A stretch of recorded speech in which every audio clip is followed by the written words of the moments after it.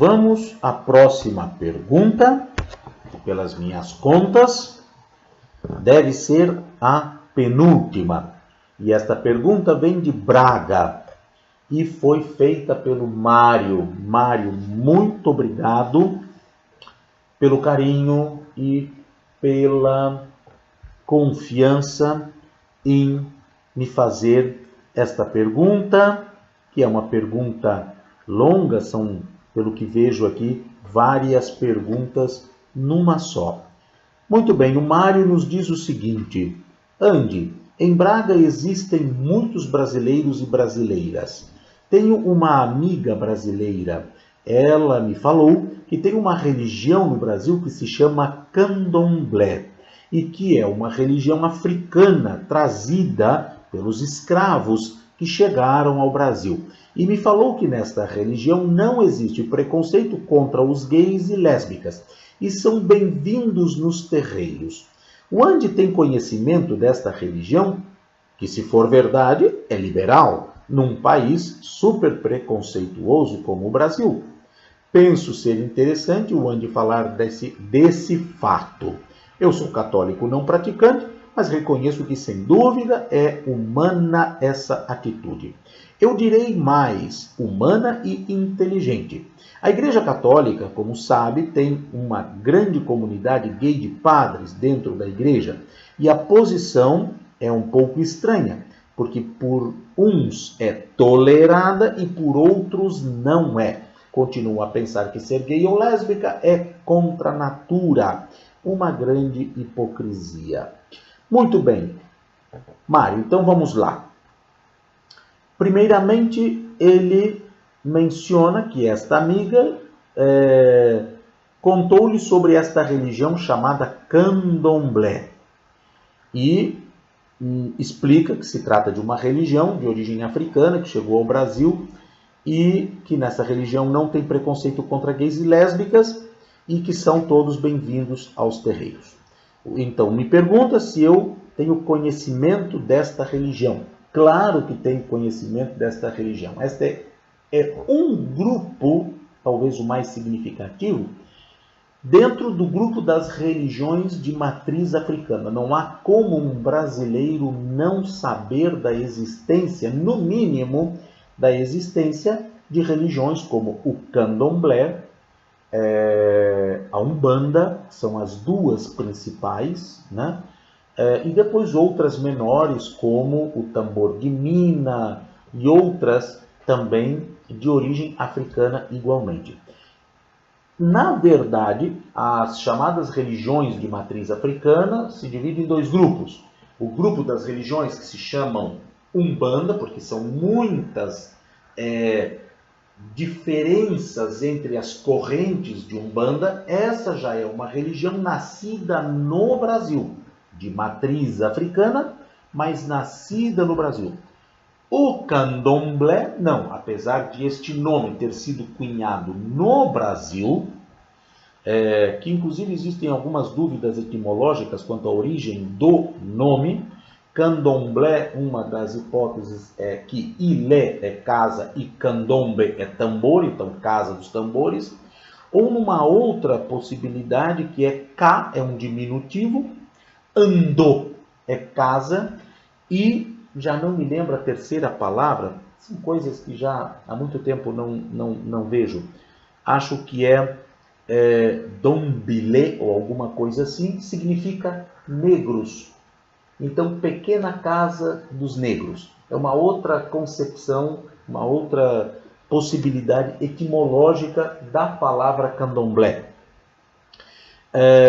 Na verdade, o candomblé é uma religião com várias denominações, né? Porque elas têm origens diferentes.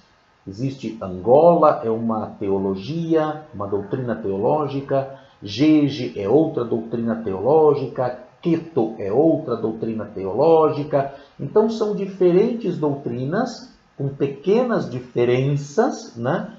Inclusive as línguas, né? Yorubá, agora não me lembro, eu acho que Banto, Pronto, as línguas também são diferentes, as nomenclaturas mudam de uma para outra, não é? Enfim, é um universo fantástico, o universo das religiões de matriz africana. Agora, poderia ficar aqui horas falando sobre as religiões de matriz africana, e não só sobre religiões, porque desde os meus 20 anos eu estudo, né? Antes de começar os estudos sobre sexualidade, já desde a minha faculdade de História, com 20 e poucos anos, eu sempre tive fascínio pelas religiões. E quanto mais eu as estudava, mais arreligioso eu ia me tornando, paradoxalmente. Então, tive anos estudando as religiões orientais, o cristianismo, então, né, os estudos exegéticos, bíblicos e hermenêuticos por muito tempo. Eu tive uma experiência de 3 anos dentro, né, do seio do cristianismo católico, né, e ali fazendo os estudos e tudo mais. Fiz um curso também no Brasil de teologia por 2 anos das religiões de matriz africana, né? Então sempre foi uma área de grande fascínio para mim, Mário, estudar as religiões, né? E também as religiões mais distantes, como o Islão, né? O estudo do Corão, o taoísmo, o budismo, o fenômeno hinduísta, que são aquele grupo de religiões que formam, né, o hinduísmo, as religiões monoteístas, politeístas, etc. E o candomblé está dentro desse conjunto de religiões que eu conheço muito bem. Eu poderia, como disse, falar horas sobre as questões religiosas.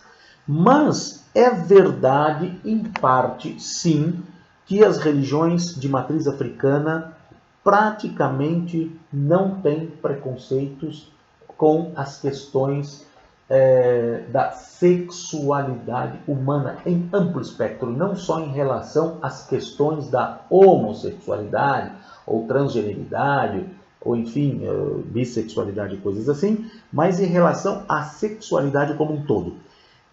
Não é bem verdade que nunca teve preconceito, porque nós não podemos esquecer que historicamente essas religiões passaram por um processo lamentável de sincretismo cristão, não é?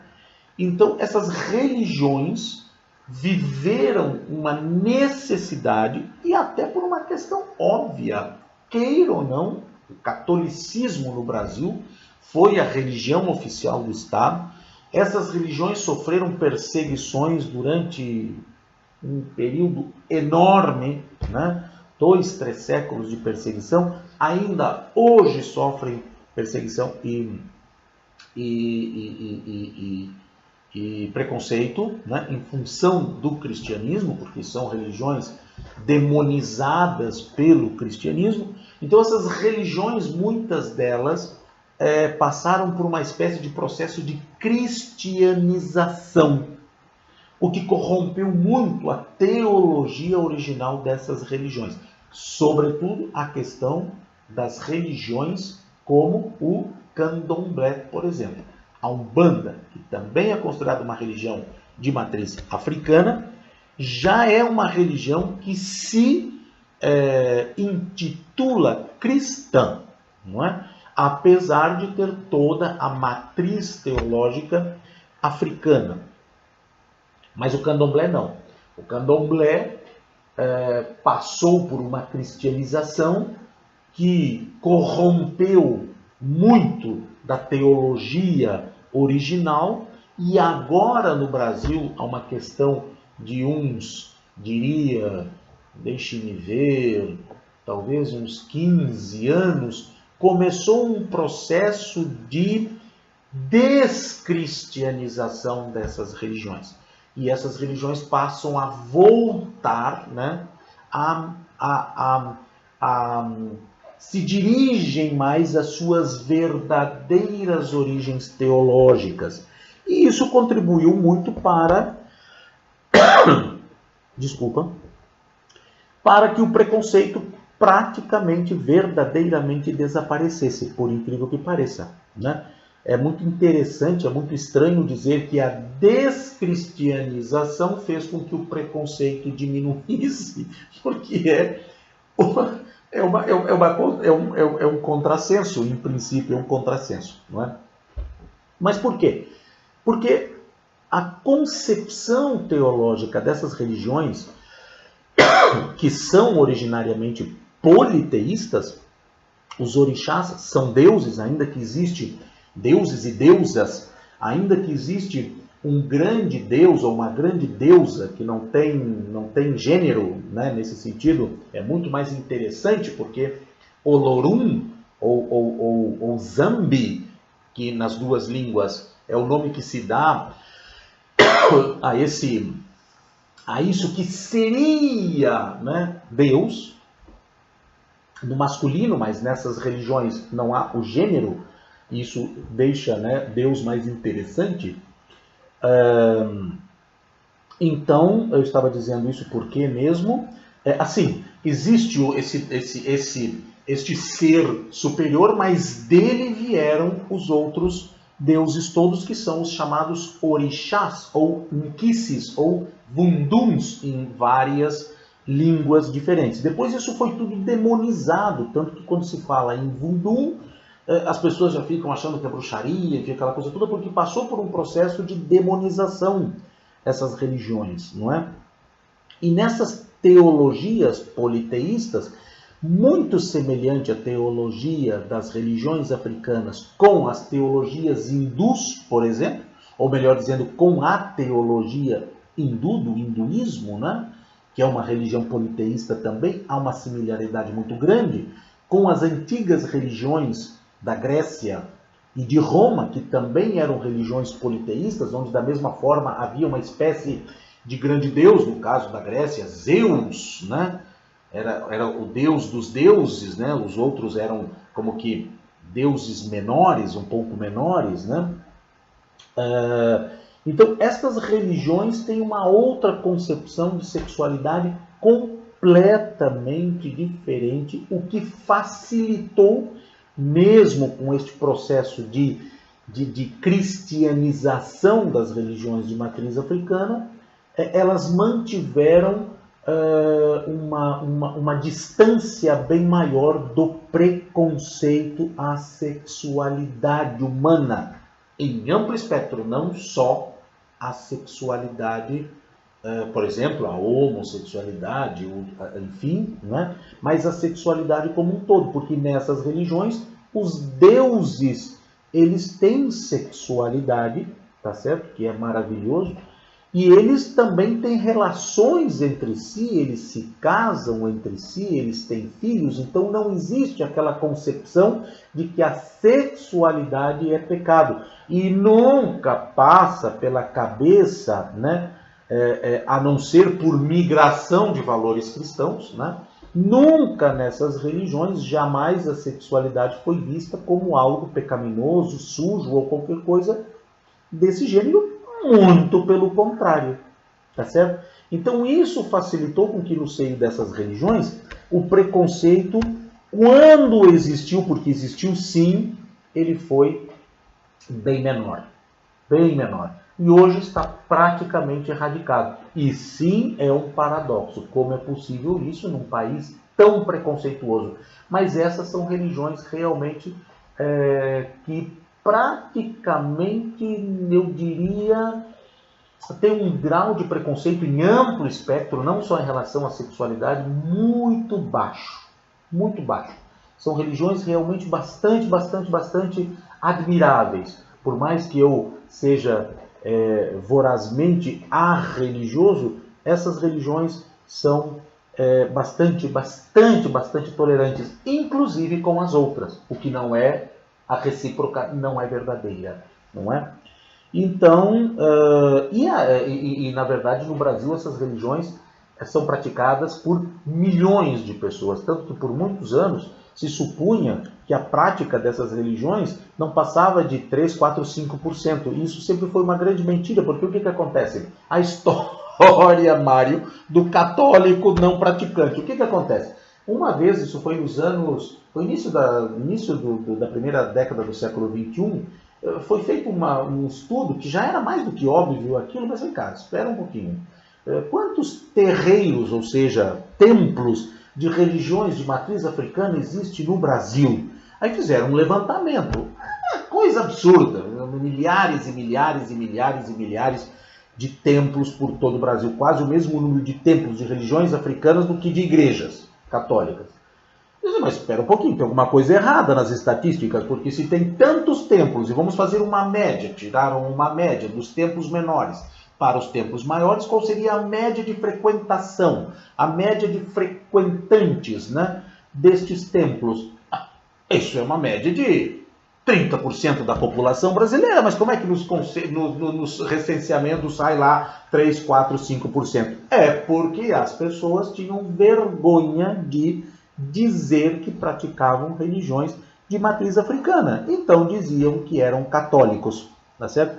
E agora, atualmente, apesar do crescimento do fundamentalismo religioso no Brasil, também, paralelamente, cresce vorazmente as religiões de matriz africana. Não se sabe muito bem se elas estão, na verdade, crescendo, ou as pessoas estão começando a dizerem que sim, eu vou ao candomblé, eu sou da Umbanda, pronto, de forma mais livre, já que também nesse sentido os preconceitos vão caindo. Então, basicamente, as religiões de matriz africana do Brasil não são religiões minoritárias, certo? Bom, mas vamos adiante. Então, aqui eu mais ou menos quis colocar que sim, é verdade isso, mas já também não foi assim nas décadas de 20, 30, 40, 50, havia sim um preconceito, por mais que havia uma grande concentração de pessoas homossexuais, sobretudo os próprios sacerdotes, né, que são chamados babalorixás, os homens, e yalorixás, as mulheres, e da palavra ba e da palavra ya se formou o nome do estado Bahia, né? Por isso que tem uma canção do Caetano Veloso que canta terra de pai e mãe, Bahia, porque Ba foi traduzido como pai, Ya como mãe. Por isso uma tradição muito errônea, mãe de santo, pai de santo. Na verdade é o babalorixá, é o sacerdote daquele orixá, e a Yalorixá, a sacerdotisa daquele ou daquela orixá, certo? Então foi traduzido dessa forma, mas havia sim um certo preconceito, mas mesmo assim uma grande concentração ali, como que os homossexuais, né, sobretudo os homossexuais homens, né, encontravam ali uma forma de não serem como que condenados por causa da sua sexualidade. Há inclusive controvérsias teológicas sobre dois deuses, que agora eu estou tentando me lembrar o nome, não consigo me lembrar, eu não sei se eu estou confundindo com o panteão nórdico, mas acho que é Odin e Odé, creio eu, são esses dois, eles moram numa mesma casa e sempre houve a suspeita de que eles fossem um casal, esses dois deuses, esses dois orixás. Então pronto, tem tudo isso, né? Então por isso essas religiões não apresentaram este grau elevado de preconceitos e repressões à sexualidade, as sexualidades chamadas não normativas, e agora, nos últimos 20 anos aproximadamente, parece sim de fato que estes preconceitos praticamente foram erradicados, pelo menos por parte da população que pratica essas religiões.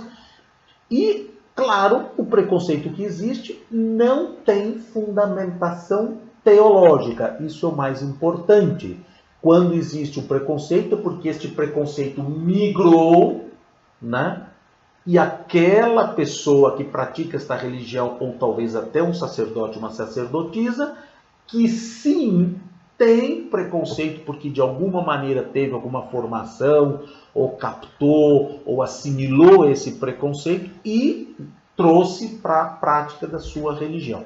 Mas, em princípio, teologicamente, não existe sustentação para o tipo de preconceito que outras religiões têm. Então pronto, isso então aqui mais ou menos explico, a tua amiga sim, disse que sim, não tem preconceito. Atualmente realmente o que tinha, o pouco que tinha, parece que foi erradicado. A ver o que mais o Mário me escreve aqui. Então ele pede que eu fale sobre isso, já falei, ele diz eu sou católico não praticante. Eis o caso das estatísticas, Mário. Católico não praticante, sai lá no Instituto Nacional de Estatística de Portugal como católico, na verdade. E na verdade não é católico, é que nem no Brasil, né? Acontecia que as pessoas praticavam, professavam outra religião, mas por vergonha diziam que eram católicas. Mas reconheço que, sem dúvida, é humana essa atitude. Aqui, na verdade, não se trata de uma atitude assim, vamos, não seria uma coisa como, de repente, a Igreja Católica resolvesse aceitar lá, sei lá, né, pronto, os gays ou lésbicas ou qualquer coisa assim. Não é o caso, né? Aqui não existe sustentação teológica. Quando havia o preconceito, era justamente o contrário. Quer dizer, era um absurdo, não é?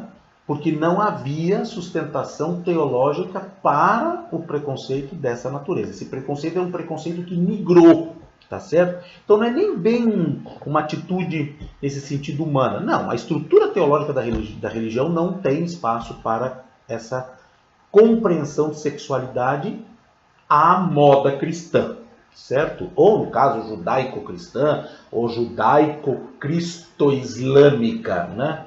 Nesse sentido das três grandes religiões interligadas pelo mesmo pai, que é Abraão, né? Abraão é o fundador das três grandes religiões, são todos oriundos do mesmo pai, Abraão, por isso são chamadas religiões abraâmicas, o judaísmo, o judaísmo, cristianismo e islão.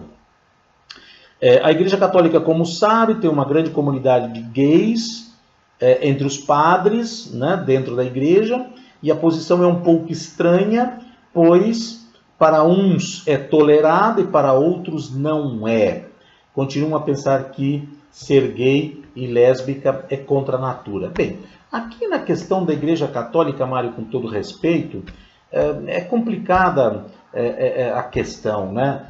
Por exemplo, contra a natura, natura contra a natura, né? Eu há pouco tempo fiz uma pequena análise sobre questões religiosas a partir de uma postagem que eu comentei e que tinha por fundamento questões religiosas. Então eu fiz um comentário, fiz uma análise, né, dessas questões. Então, quer dizer, contra a natura, né? Se nós pegarmos a primeira epístola de Paulo, né, aos Coríntios, por exemplo, 11:14, né, ali diz perentoriamente que é contra a natureza, né, cabelos longos, homens usarem cabelos longos. Isso é uma desonra a Deus, dito por Paulo, na primeira carta, na primeira epístola dele aos Coríntios. Então, se vai contra a natura, né? Contra a natura, né? Não dá nem para comentar quando o nível vai para esse tipo de situação, né? Então, como assim contra a natura? Contra a natura na Bíblia, quase tudo é contra a natura, não é? Pronto, outra coisa que também contra a natura era as mulheres usarem cabelos curtos, né? Paulo proíbe perentoriamente as mulheres usarem cabelos curtos. Por isso é muito comum ver nas ruas e se reconhecer as pessoas evangélicas, porque as mulheres usam cabelos muito compridos, não é? Porque Paulo proíbe perentoriamente que as mulheres usem cabelos compridos, não é? Então aí vai-se para um nível realmente muito raso de análise das coisas, e realmente às vezes se sustentam situações completamente estapafúrdias, né? Completamente estapafúrdias, né? Em relação a essas questões religiosas. Por isso eu te digo, a minha experiência de vida, e é uma experiência de, meu Deus, já deve ser no mínimo 35, 40 anos, né? Em que quanto mais eu estudo as religiões, e todas elas, né, mais a religioso eu vou me tornando, né? Considerando que existem religiões que eu, não é porque eu as admire até certo ponto, né, eu as aprove incondicionalmente. Não se trata disso. Não se trata disso. Como, por exemplo, as religiões de matriz africana. Ou, por exemplo, algumas religiões orientais, sobretudo algumas correntes, porque o budismo é uma quantidade enorme de correntes, à semelhança do cristianismo, que inclusive são muitas antagônicas, né, entre si. Pronto. Basicamente é isso, Mário. Então, o que eu teria a te dizer a respeito dessas questões que tu colocas sobre as questões do preconceito nas religiões. Eu já fui mais longe, como sempre, enfim, aquela coisa toda, e já falei de outras coisas também das religiões. E então, basicamente, a tua amiga, sim, está certa. Ok? Mário, um grande abraço, muito obrigado pelo carinho, um grande beijo e também beijos a essa tua amiga. Certamente ela, se não pratica, deve conhecer também bastante bem, né? O candomblé. Então, um grande beijo para vocês. Muito obrigado. Até a próxima.